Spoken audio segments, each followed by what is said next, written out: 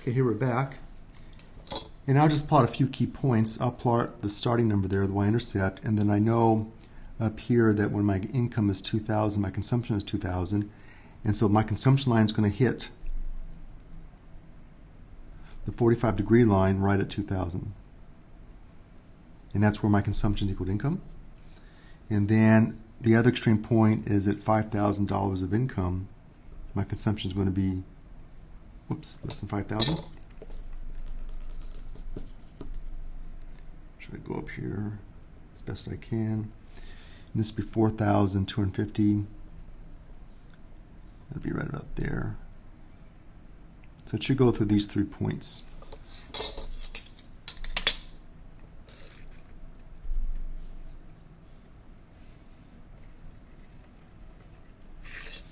Yeah, not too bad.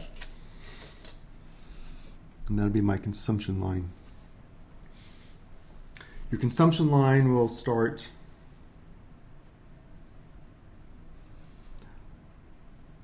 up here somewhere above 0 because that's our autonomous consumption.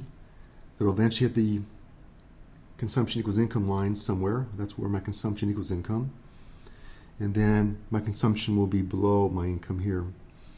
And so when my consumption is below in the consumption equals income line, we have positive savings. And when my consumption line is above this 45-degree line, we have negative savings. And you see that on the table when we do our savings. So let's do that now. Savings is defined as income minus consumption. It's actually identified as that by definition. So it's not just a definition, but it's also a mathematical equation. Income minus consumption. It's pretty obvious. Savings is your income that you don't spend. So let's go back to the table. And so we have $0 of income. We spend $500. Well, that means we have negative $500 of savings. And that seems to perplex students a lot, but it's quite normal. But whenever you take money out of your bank account, you have negative savings. We call this dis-savings, negative savings.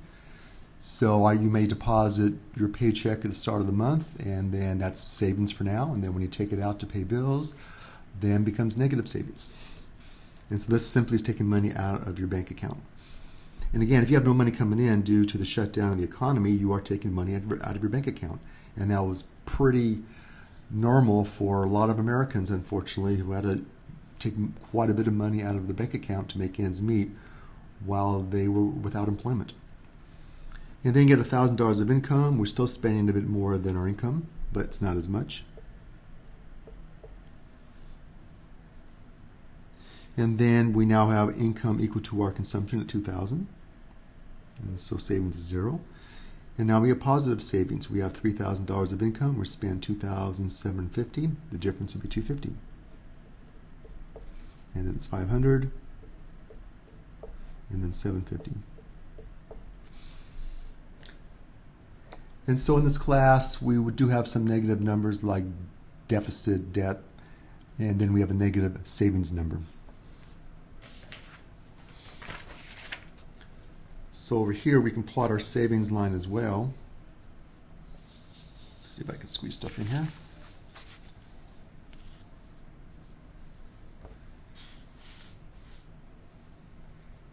So savings actually start as a negative number down here.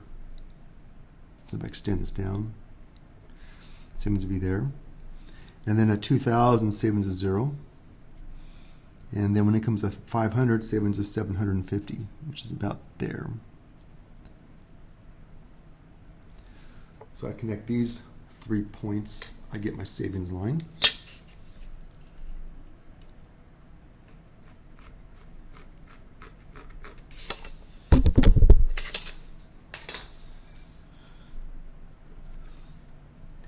And so you can see here savings is negative because it's below 0, and that's when my consumption line is above the 45-degree line. And then when consumption equals income right there crosses the consumption equals income line, my savings is 0. And then now when my consumption is now below the 45-degree line, this gap here now is my savings, and that'll be the amount there. Savings has a marginal propensity to save as well. It's a change in savings over the change in income. But if you think about it, it's connected to the MPC. If the MPC is 0.75, then the MPS has to be what? Well, if you spend 75% of additional income, you must save the other 25%. There's only two things to do with money after taxes, and we have no taxes here, and that is either to spend the money or save it. And that's it. So your MPC and your MPS always equal 1. Always. Because again, there's only two things to do with your money. It's spend or save. And then mathematically, if you take the MPC minus MPC on both sides, you have the MPS left on the left side, 1 minus the MPC. And you can see 1 minus that one would be the MPS, so 1 minus 0.75 is 0.25. And so on the exam, if the MPC is 0.75, what is the MPS? 0.25 we said. If it's 0.8, what's the MPS? Well, it has to be 0.2. And if the MPC is 0.9, then the MPS has to be 0.1. Always have to equal 1. If we go back to the table real fast, we can see that right here. It starts out at negative 500. Every time I get another $1,000 of income, we increase consumption by 750. We also increase savings by 0.25, 250. So instead of taking $500 out of my bank account, I take out 250 less. Now I take out nothing. Now I put in 250, put in 500, put in 750. Keeps going up by 250 each time.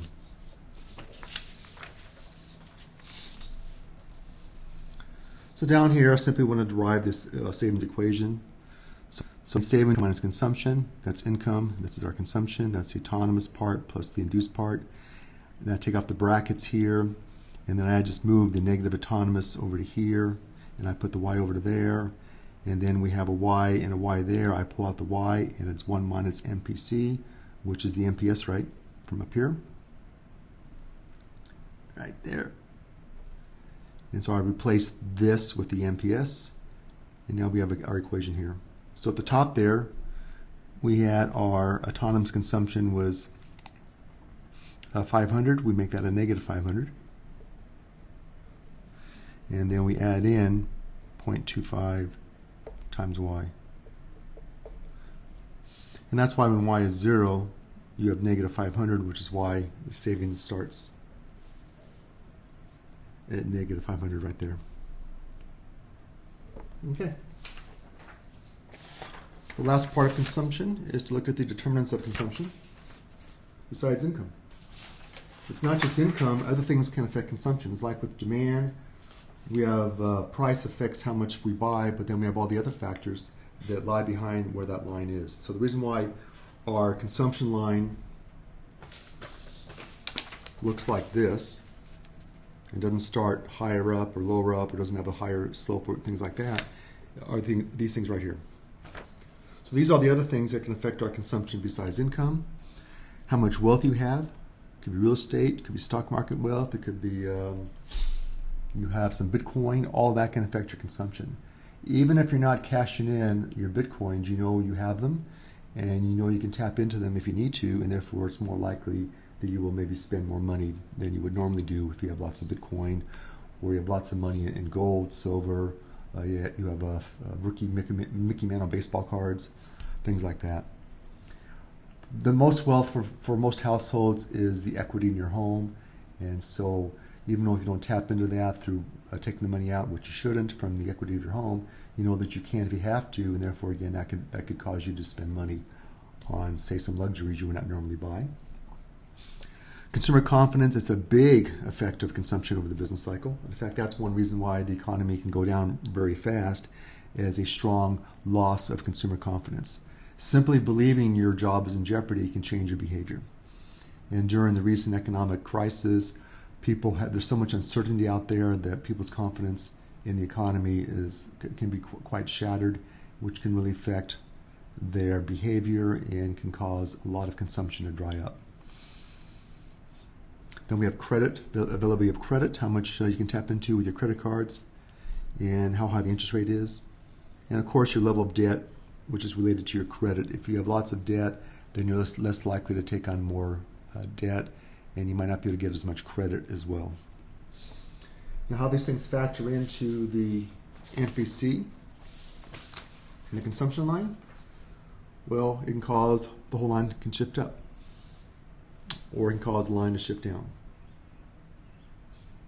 So if it's going up, this means more spending is being taken place at every level of income. And down here, it's moving down, going down, and therefore we have less consumption taking place at every level of income. This could be caused by confidence. This could be a stronger confidence here in terms of what you look at the economy. It could be the fact that the stock market is up, you have more wealth, and so forth. Maybe interest rates are down, and you can tap into your credit card. You can also shift it this way, pivot. Both are doing the same thing, they're just doing it mathematically a little bit different, and this here pivots down. So mathematically in our equation, I might ask you on the test, so what would be causing this here? Is it the MPC or is it the autonomous consumption? Because it's parallel and we're moving on from a different y-intercept, this tells us the autonomous consumption's gone up. And this tells us the autonomous consumption's gone down. And this kind of change is more long-term based on what's going on in your part of the country. If you have lower living standards, this might be happening here. If, say, rent's going up, food prices are higher, then it might be looking like that. This here is caused by an MPC, which is probably more to do with the individual. So here it's pivoting up. Mathematically, the y-intercept is the same. We're simply moving the line up. This means we have a higher MPC. Could be greater confidence. It could be that again, interest rates are down. You have more credit. You have more access to credit. In here, maybe you're worried about your job. You're going to lower your MPC. Instead of having it, say, at 0.75, you lower it to 0.6. You try to save more money. And this be a sign maybe the economy is in trouble and consumers are pulling back from spending. And this would be the MPC falling. And that's it for consumption. This would be the first lecture on consumption. The next lecture will be to look at the second type of spending, which is investment.